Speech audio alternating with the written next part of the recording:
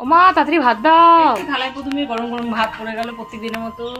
সাথে দিয়ে দিলাম একটা কাঁচা লঙ্কা, দিয়ে দিলাম ব্রোকলি ভাজা, সাথে দিয়ে দিলাম মাছের তেল পটকা, আজকে পেঁয়াজ দিয়ে ভাজা ভাজা মতো করেছি। দিয়ে দিলাম শিম বীজের ডাল, শিম বীজ দিয়ে সমস্ত সবজি দিয়ে তরকা তরকা মতো ডাল করেছি।